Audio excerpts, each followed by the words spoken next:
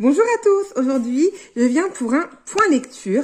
J'ai comme d'habitude pas mal de romans à vous présenter, enfin 2 romans normaux, un livre audio et une bande dessinée. Alors on va commencer par l'un de mes coups de cœur de l'année que je vous ai pas encore présenté alors que je l'ai lu en janvier.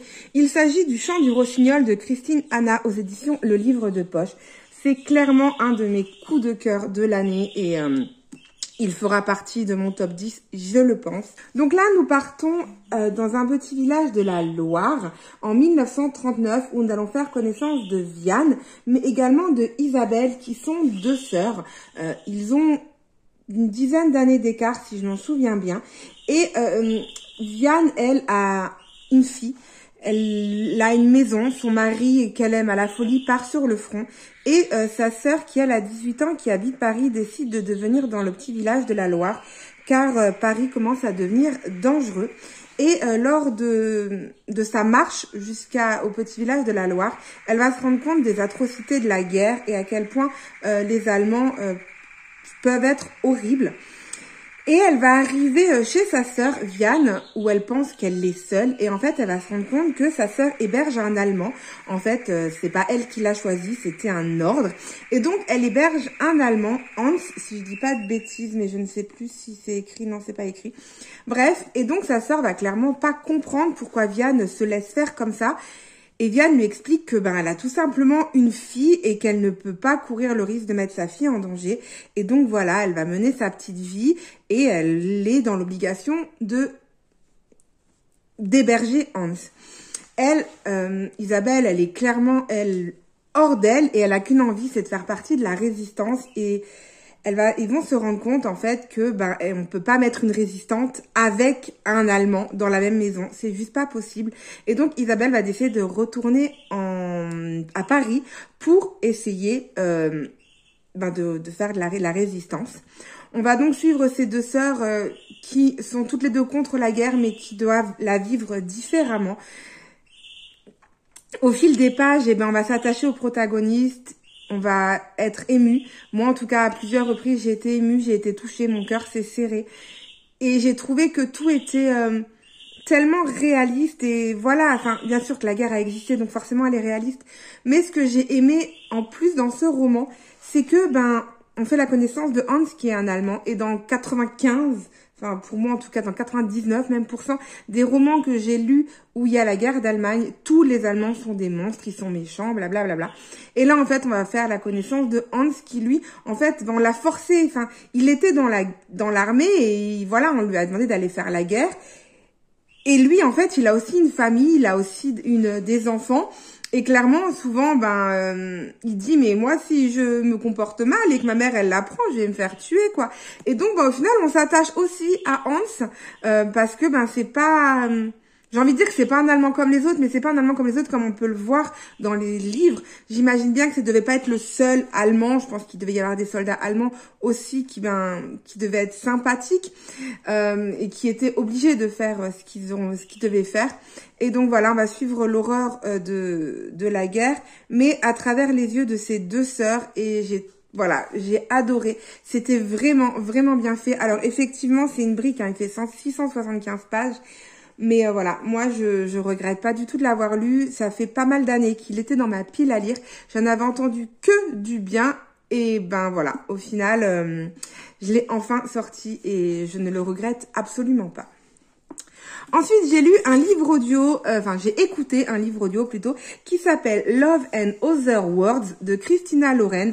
Donc j'avais envie d'une romance, j'avais envie de lire et de découvrir cette autrice que tout le monde parle en fait, peut-être un peu plus les jeunes. Moi en fait j'ai encore envie de rester jeune, vous voyez, je vais bientôt avoir 37 ans et voilà, j'ai envie de rester jeune. Bref, donc je me suis dit pourquoi pas découvrir ce roman et surtout qu'il y avait une offre de livres pour le prix de 3 livres pour le prix de 2, sinon c'est de l'arnaque. Et donc alors il y avait ce roman dans cette offre, donc j'ai utilisé 2 crédits pour avoir 3 romans et donc j'ai découvert ce roman. Comme d'habitude, j'ai mes petites notes, c'est plus simple.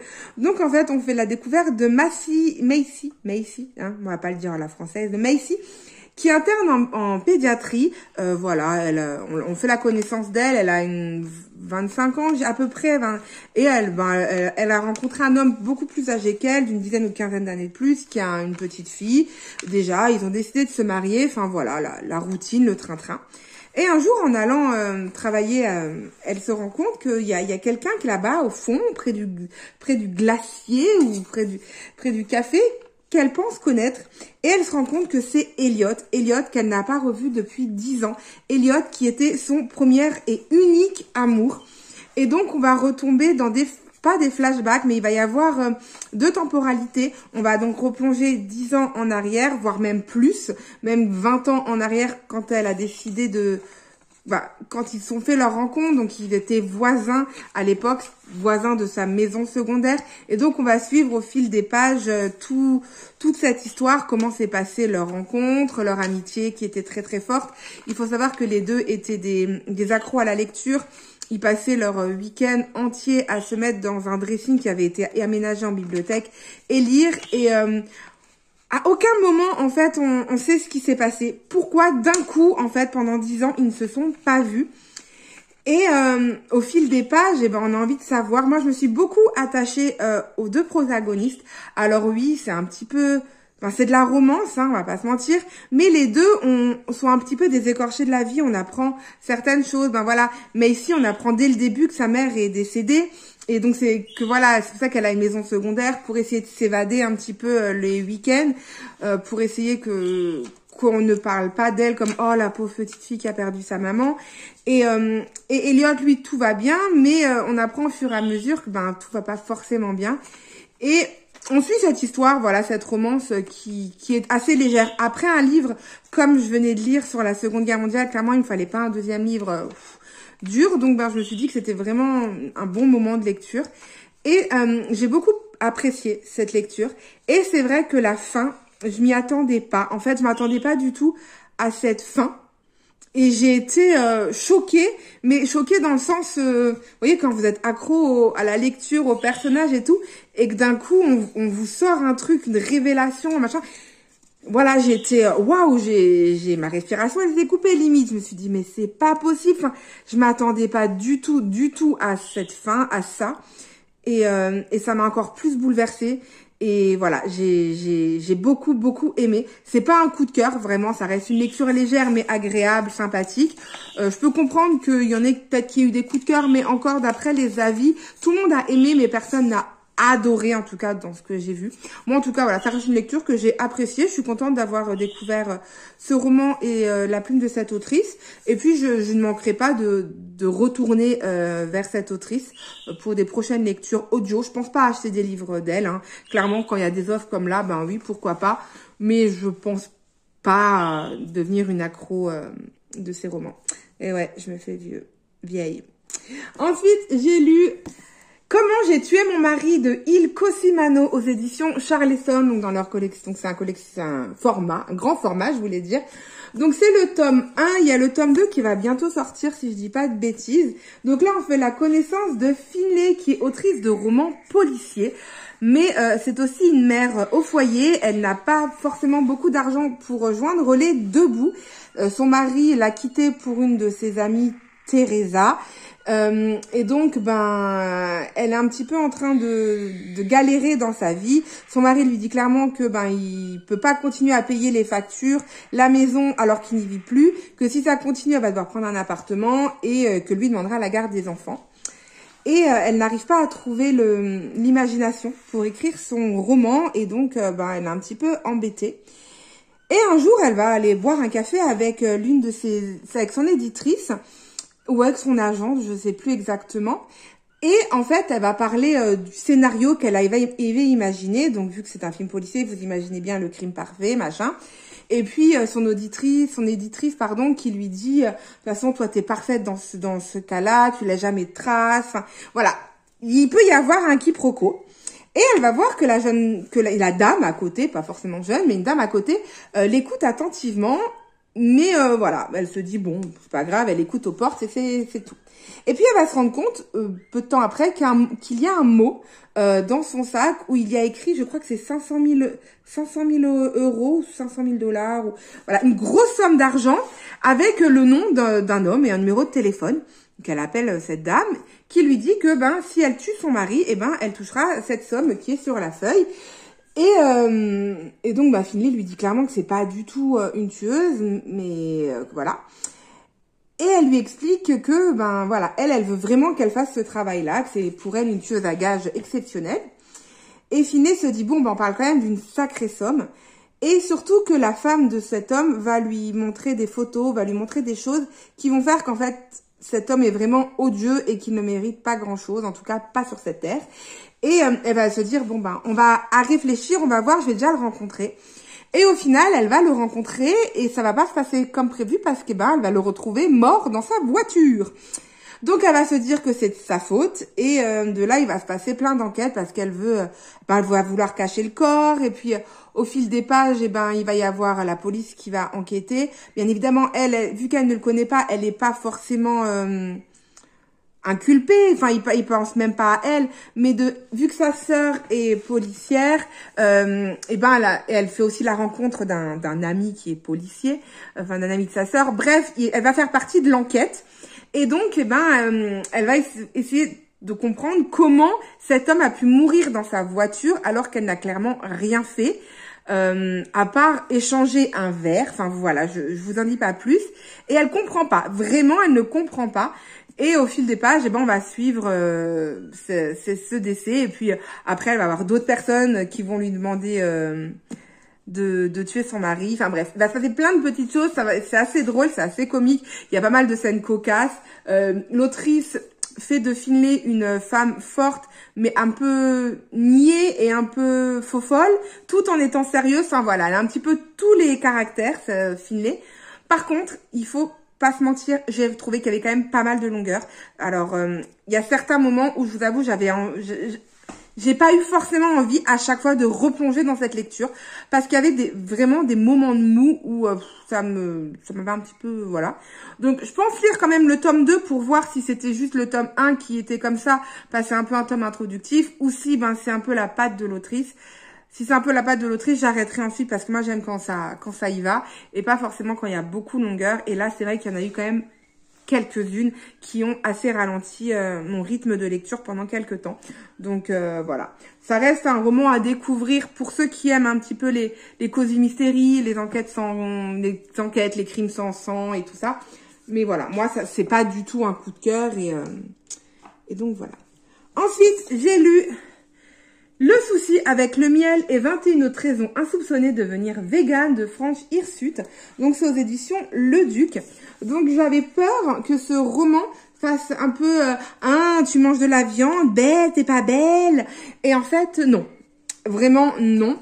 Ils expliquent vraiment tout. Pareil, je l'ai lu par parcimonie, je lisais 3-4 histoires et après j'ai arrêté et ainsi de suite. D'une pour comprendre et vraiment ressentir, enfin savoir ce que je ressentais, et de l'autre pour pas que ça soit trop en fait, l'âne trop rigolo. Bref, et donc on fait par exemple, il va y avoir le souci avec la laine. Donc on va nous expliquer c'est quoi le souci avec la laine, le souci avec les animaux acteurs, il y a le souci avec le miel, il y a le souci avec Marine et Land, il y a le souci avec l'alimentation, il y a en tout 22 parce qu'il y a écrit 21 plus le miel, ça fait 22. Donc il y a 22 raisons insoupçonnées, des choses qu'on n'est pas forcément au courant, les fruits de mer, le caviar, le foie gras, le chapon. Il y avait des choses que j'étais au courant, parce que par exemple pour le chapon, je l'ai appris cette année, donc j'ai décidé de pas manger de chapon à Noël. Ma mère a respecté mon choix. Après c'est vrai qu'il y a certaines autres choses où je me suis dit c'est compliqué. Je pourrais pas être 100% comme cette personne, mais c'est vrai que voilà, animaux de compagnie, c'est pareil, je me suis dit, les élevages d'animaux de compagnie, moi je pourrais pas vivre sans mes animaux. Après je comprends tout à fait ce qu'elle disait, hein, en fonction de là où on les achète, machin et tout. Mais voilà, moi les animaux c'est quelque chose que j'aime absolument beaucoup. Là on a prévu de partir une semaine et je emmène mon chien. D'habitude, c'est mon père qui s'occupe de la maison quand je suis pas là. Mais là, clairement, ben, mon père, il vient avec nous. Ma mère aussi. Donc, il y a personne pour s'occuper de la maison. Et ben là, je suis en train de chercher quelqu'un, par exemple, pour venir tous les 2-3 jours donner à manger aux hérissons de mon jardin. Et également donner à manger aux oiseaux. Je sais, il faut pas qu'on les habitue. Mais moi, ils viennent tout le temps. Et voilà. Donc, moi, les animaux, c'est quelque chose que j'adore. J'ai pas du tout sauté le pas d'être végane, même si je suis plus flexitarienne, j'ai beaucoup diminué ma consommation de viande. Après voilà, mettre tout en place, ça sera juste impossible, mais j'ai aimé vraiment découvrir, apprendre plus de choses. Donc voilà un petit peu pour les illustrations, le texte. Il y a des sortes de petits BD, mais c'est plus du texte. Et il y a certains moments où oui, j'ai ressenti un peu de jugement, un peu de la dénonciation, mais la dénonciation un petit peu, voilà, on peut dénoncer en douceur. Et il y a des moments où je trouvais que c'était un petit peu, on ça y aller. Mais il n'y avait pas de jugement, c'est pas parce que tu le fais que t'es pas gentil en fait. Ça j'ai aimé. Donc voilà, j'ai trouvé que c'était quelque chose de très intéressant. Et voilà, je vous le conseille pour ceux qui veulent, qui aiment les animaux, qui ont envie de plus en savoir sur ce que les animaux peuvent subir. Et voilà, je vous le conseille personnellement beaucoup. Et sur ce, voilà pour mes lectures. En fait, je me rends compte depuis 2-3 vidéos que je me mets là. Donc en fait, quand je bouge, vous avez la lumière. Donc j'essaye un peu de... Voilà. Mais le problème, c'est que sinon, j'ai pas de luminosité. Comme je vous ai dit, ben j'ai une fenêtre là. Donc voilà, j'ai une fenêtre là, j'ai une fenêtre là, j'ai une fenêtre là. Donc oui, c'est super lumineux chez moi. Mais pour filmer, c'est assez compliqué. Mais bon, voilà, je me dis que de toute façon, vous m'écoutez plus que vous me regardez, donc c'est pas si grave, hein, on va dire ça. Donc voilà pour mon point lecture. Sur ce, je vous souhaite une bonne journée, une bonne nuit, tout ce que vous voulez. Comme d'habitude, on like, on partage et 1 million de merci aux personnes qui commentent très régulièrement. Vous vous reconnaîtrez. Moi, ça me fait à chaque fois super plaisir. Ben, j'ai une personne qui m'écrit très régulièrement du Canada et même de France. Hein, ça me va. Ben, voilà, je suis super heureuse d'avoir des abonnés comme vous. Donc merci à tous et puis à très vite. Ciao.